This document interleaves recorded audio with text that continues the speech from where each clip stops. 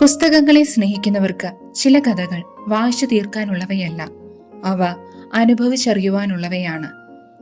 ജീവിതാനുഭവങ്ങളെ മനോഹരമായി കോർത്തിണക്കിയ ഒരു കുഞ്ഞു കഥയാണ് സതോഷി യാക്കിസാവ എഴുതിയ days at the Morisaki book show.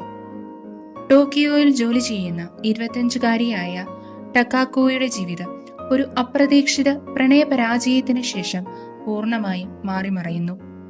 ജോലി ഉപേക്ഷിച്ച അവൾ ജിംബോച്ചോയിലെ തന്റെ അമ്മാവന്റെ പഴയ പുസ്തകക്കടയുടെ മുകളിലെ ചെറിയ മുറിയിലേക്ക് താമസം മാറുന്നു.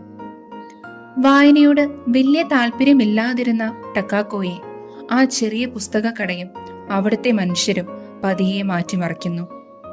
വേഗത്തിൽ ഓടിക്കൊണ്ടിരിക്കുന്ന ജീവിതത്തിനിടയിൽ ഒന്ന് പതുക്കെ നടക്കാനും ചെറിയ നിമിഷങ്ങളെ ആസ്വദിക്കാനും അവയെ ഹൃദയത്തിൽ സൂക്ഷിക്കാനും ഈ പുസ്തകം നമ്മളെ ഓർമ്മിപ്പിക്കുന്നു. ഈ പുസ്തകം വലിയ സംഭവ വികാസങ്ങളിലൂടെ സഞ്ചരിക്കുന്നില്ല. പകരം പുസ്തകങ്ങളെ സ്നേഹിക്കുന്നവരുടെ ലോകവും വായന എങ്ങനെ ഒരു മനുഷ്യനെ സുഖപ്പെടുത്തുന്നു എന്നതും വളരെ ലളിതമായും മനോഹരമായും പറയുകയാണ്. മറ്റൊരു കഥയുമായി വീണ്ടും കാണുന്നതുവരെ